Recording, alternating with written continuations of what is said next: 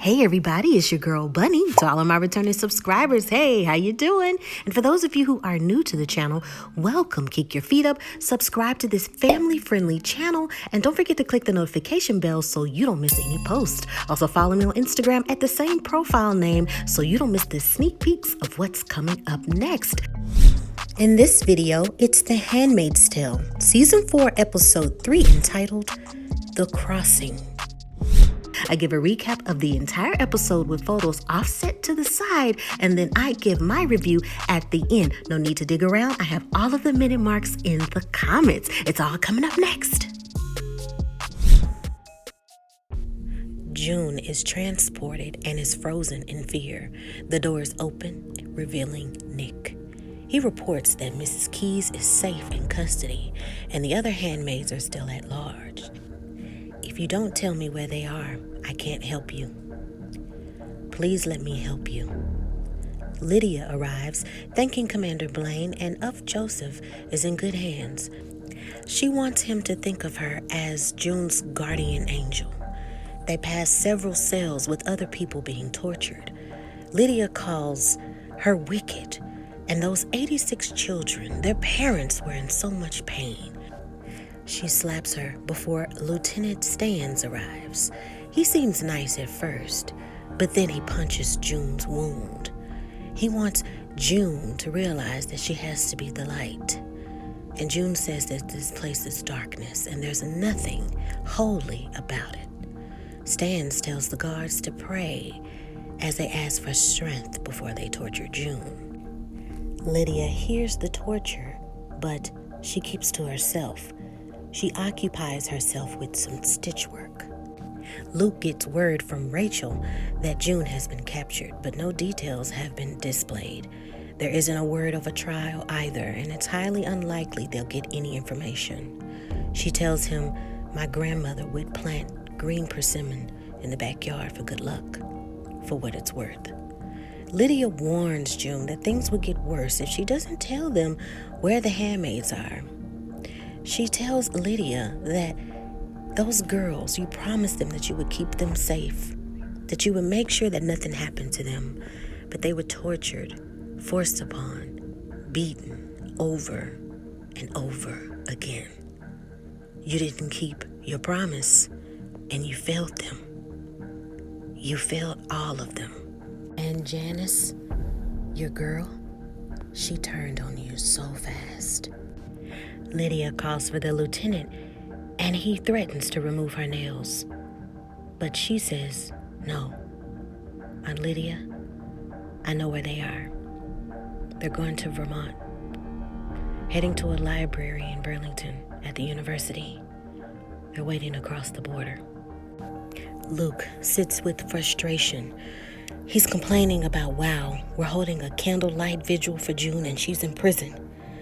He vents that she chose to stay in Gilead, and she knows that she could have escaped, but she didn't. But Moray tells him that everyone is doing their best, and she chose a decision that maybe she thought that it would help. Luke says, yeah, maybe she figured she'd never see us again. So I get it. And he holds back tears. Once it's confirmed that the location June gave wasn't true, more torture awaits. They bring her to an elevator and take her to the top floor, where we see two women out on the ledge, which is Sienna and Beth, two characters that we've known from previous seasons. They stand on the ledge, and the lieutenant taunts that she can save them. One of the women says, "June, don't tell him anything." And he pushes her to her fall. The other woman, Sienna, cries, and he tells her, "Hey, come off of the ledge. It's okay." June and Sienna hold hands and cry because they don't know what's next. They fear that any movement or anything that happens next could mean death. Sienna begins to speak, and before she can say anything else, he pushes her to her death. He whispers to June, "Don't ever lie to me, ever again." They return her to her cell and place her in a small box where she can barely move, and it's only holding small holes to where she can breathe. Nick says to Lawrence that you used to want to change things, and she changed both of us. I noticed that you're really comfortable here in this house, and it was going to be Commander Cooper's, but he wanted something more Victorian. I could make sure that you stay in this house. You owe me. Lawrence reminds him that everything has changed, and there's no way that he can save her and to let her go. He repeats again to Commander Lawrence, you owe me. June is singing a song in the box until she hears a release. The box opens, and then she's taken to another location. It's Lawrence, and he sits at the end of the table. She's surprised to see that he's back, but he tells her that they needed him and to please eat. No one will hurt her where they are. You know, there were 9 commanders in the hospital and 6 dead. They got some bad liquor at a Jezebel in Pennsylvania. June says that's unfortunate and probably really bad luck. But he says, you know you have to tell me where the handmaids are. But she refuses. She says that she'll never say. He tells her it's unfortunate that they will hurt Hannah. She doesn't believe that because the real Gilead wouldn't hurt children. He reminds her that Gilead doesn't care about children. They only care about power, and he thought that she would figure that out by now. So, are you going to tell me where they're located? June still refuses. They let June go see Hannah, thinking that it will sway her decision. She approaches the glass to greet Hannah and says hello, but instead Hannah is afraid of her and clenches the glass. She's saddened to see that her own daughter is afraid. June cries and realizes that her daughter may not know who she is anymore. She finally breaks and says, they're at the Morrow's house, 13 miles away from Keyes' house. Janice is awakened by vehicle doors closing. They all huddle together and they hear several gunshots before they're captured. June tells Lydia that she wants it to all end, and she wants her to end her life. But Lydia says, no, your life is precious. You all are gifts from God. You all will be at a melancholy. You will labor in the fields, and when you're ripe, your commander and wife will come to you to perform a ceremony. Then you'll rejoin your sisters and live out your days in labor. A cycle of service. And June says, a breeding colony. Lydia says, no, I had my reservations about it, but it does have its benefits. Everything happens to everyone for a reason, and you're responsible. It's your fault. Everything that happened is your fault. Your choice. Now let's get you cleaned up. It's time to start a new adventure. They spray her off with hose, and they dress her yet again in the handmaid's attire. When she gets off the truck, she sees Nick. She's sad that she saw her daughter and she was scared of her and not them. He tells her no. She loves you, and I love you. Before June walks away, she gives him a kiss, and they kiss, not knowing what the future holds or when they'll see each other ever again. All of the ladies are in the van headed to the next location, and Lydia gloats that all of them are back together again. The driver has to make a stop to use the restroom, and as they wait, they hear the horns of a train. They all look at each other and share a glare of eagerness in their eyes. Something has to be done. A chance to get away. They overpower Lydia, get out of the van, and run towards the train. Lydia screams to the driver, "Help! Help! And ladies, come back!" The train gets closer and closer and seems to move faster the closer they get to the tracks. One woman is shot, and then another. June and Janice pass the tracks and look behind them, and Brianna and Alma are taken by the train. June tries to move as she's frozen in shock. Once she comes to reality, she quickly tries to get Janice to come back and focus that they must keep running, they must keep going.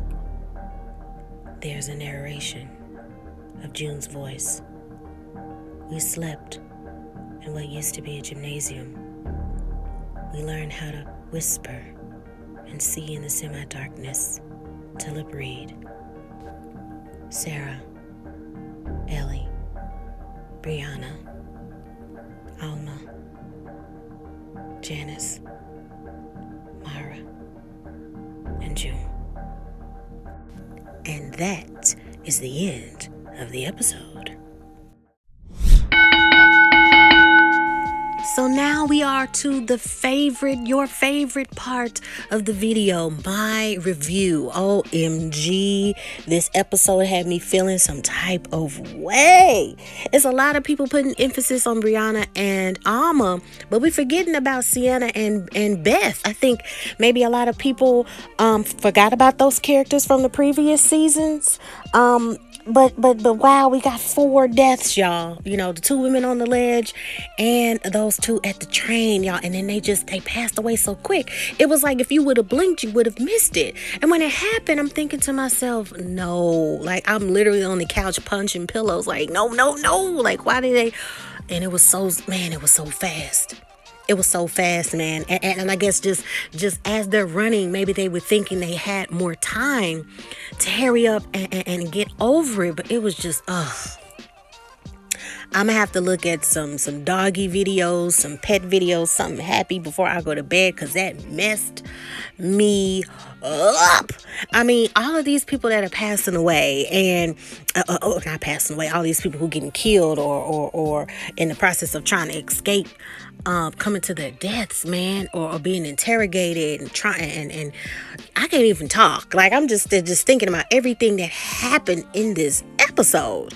It was just so much that happened in this episode. It was just ridiculous. And it's just like, wow, they gave us these first 3 episodes and they trying to wing us until next week. They wrong for that. They know what they doing. Hulu knows what they doing. They always do that. If a show coming back for the next season, they give you like 1 or 2 and think you're about to binge watch, and they be like, nah, you ain't about to, you got to come back next week. And that's just, I was just so saddened by the way that they got hit by that train. Oh, I'm so sad, y'all.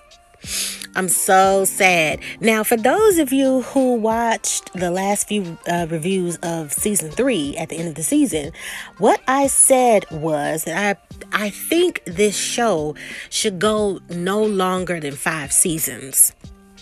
Not to be canceled, but to bring it to an end, right? Because every show needs to come to a close when it has a good run and you have enough information. And what I explained is that if it ends in season 5, that would be perfect, because now we know the situations of both sides. Either 5 or 6, it should come to a close. The show should come to an end. We both know what's going on both sides, kinda. What would be really interesting if we would see the perspective from maybe the militant side of Canada, see how they're researching and how they're infiltrating spies and maybe their tactics to get to Gilead and to overtake them, because a lot of countries are kind of like stepping back like, ooh, is this really our problem? Or is that true? We don't know how the other countries are seeing certain things. We saw in a couple of seasons ago where there were different countries that were willing to trade with them, trade resources with them. They just didn't want to be involved in a war. So it'd be interesting if in season 5, which is something they might bring up in season 4. That's possible because they might have like 10 or 12 episodes. But it would be very interesting to see the perspective from Canada The information that was brought up about Texas, is it true? Is it false that they're opening the border? All this other stuff. So different perspective from different countries will be great to see how they're viewing the situation. And that would slowly bring it to a close. Is there a war that's going to happen? Is there a compromise? Can they choke out Gilead when it comes to resources and maybe bring them to their knees when it comes to the power that they have? Because they got a lot of stuff going on, Gilead. They got a lot of territory. But if you look at the map, kind of like how the book describes how much power that they had. They made some changes for the series, but they're pretty powerful. Gilead has some tread all over the place. And we saw a little taste of that when we saw the Lincoln statue, right? And how that was just completely just demolished, which just threw me for a loop when it came to that CGI. But anywho, I think it would be perfect because if they end it in season 5 or 6, it won't be something that's tied into this perfect bow and like, yay, it was a war and then it's over and everybody go home. Yay. It's not simple like that. I think what would be perfect is to end it giving it some type of some indication of hope that things are changing and that no one is in that situation to where they're in harm's way. That would be an indication that, okay, the audience can be settled with this Gilead was overturned, correct? So I'm just excited to see what else they have planned. I'm starting to agree, June, that you just, oh man, in a season 3, I really was not liking your character because it is true. Like, one moment you think, oh, she's trying to, get out of there and help people. And then sometimes she does gamble with other people's lives. But then again, she's not making them do anything. They're going along with the idea. But sometimes she makes decisions and she is gambling with people's lives. She still didn't say anything, but at the same time, the women got thrown off the top of the building. She didn't say anything, but they ran. It's a conflicting character. It's in certain series you have those conflicting characters where sometimes you like them and then sometimes you don't, and then sometimes they do rejuvenating things and then you don't like them again. It's like kind of like Game of Thrones, how you start off like not liking certain characters and then when they've gone through something traumatic and they've changed their ways and you're like, oh, I guess this person's learned from their mistakes and maybe I do like the character. Woo, child, June is sending me for a loop, man. I got a bad feeling about Nick. He's doing all of this stuff. He's really protecting June. I think he's going to end up on the wall, unfortunately. Do I want that? No. But I think that's probably what's going to happen because he's such a major influence in protecting her. So maybe that might happen. Let me know what you think. Let me know if you're just as heartbroken as I am in the comments. Ooh. They got me for one. Oh my goodness. I was just like, no, oh my, and it was so fast. I had to, after I watched the whole episode, like I had to rewind it again and watch it again. Like it was just they foot get clipped by the train. I'm like, oh no, it was their whole body. Yeah, it took their whole body. Okay. I was just looking for some hope. Like maybe it was just an illusion or something, but now they gone, child. Let me know what you think. Subscribe. Remember to like this video and share with family and friends. I can't wait till more people watch these recaps and reviews to let me know your opinions about it. I know I'm not the only one watching this show. It's absolutely amazing. I think people aren't hip to maybe this show on my channel. So hopefully you guys can help out and spread the word about this channel. Let me know what you think. Once again, my brain is totally messed up from this. From this episode. I gotta look at a comedy special or something before I go to bed because I'm just not gonna see right if I don't. Until next time, take care of yourself and each other. Bye.